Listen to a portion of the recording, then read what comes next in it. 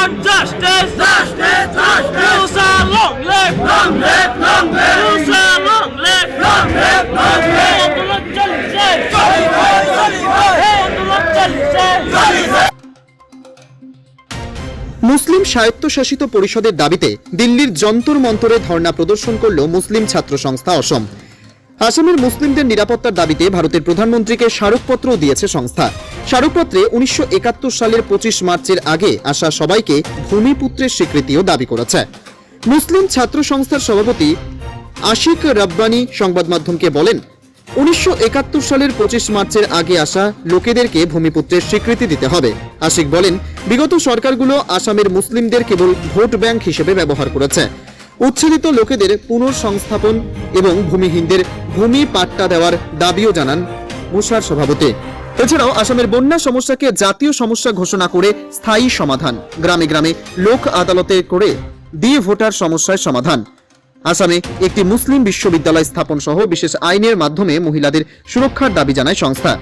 আসামে মুসলমানদের প্রতি অবিচার করার অভিযোগ এনে তা সংবিধান বিরোধী হিসেবে অভিহিত করেন মুসলিম ছাত্র সংস্থা আসামের সভাপতি আশিক রব্বানী। তার দাবি, মুসলিমরা ভারতীয় নাগরিক, আসামে থাকার অধিকার দেশের সংবিধানে রয়েছে।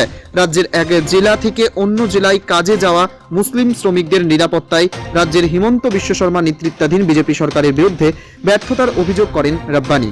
তাই আসামে মুসলিম স্বায়ত্তশাসিত পরিষদের দাবি জানায় মুসলিম ছাত্র সংস্থা অসম, জানান রব্বানী। মুছলমানসকলৰ সুৰক্ষা লাগে আৰু সুৰক্ষাৰ স্বাৰ্থত আমাৰ কিছুমান দাবী আমি উত্থাপন কৰিছোঁ।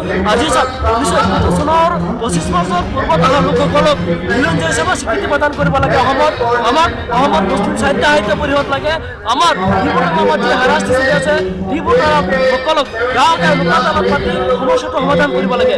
উচ্ছেদৰ পূৰ্বে উচ্ছেদিত লোকসকলক কৰ্মসংস্থাপনৰ কৰিব লাগে। আজি উচ্ছেদৰ নামত ৰাজনীতি বন্ধ হ'ব লাগে।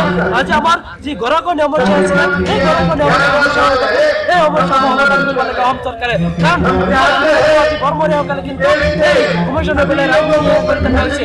আজি মুছলমানসকলক তেওঁলোকে বাহিৰৰ দৃষ্টিৰে চোৱা দেখা যায়। আজি বিজেপিয়ে হওক বা কংগ্ৰেছে হওক তেওঁলোকে কেনেকৈ আমাক ভোট বেংক হিচাপে ব্যৱহাৰ কৰি আহিছে। আমাৰ সমস্যা মাত মতা নাই। আমাৰ সমস্যা সমাধান কৰাৰ স্বাৰ্থত আজি চৰকাৰে দৃষ্টান্তমূলক ব্যৱস্থা কৰা নাই।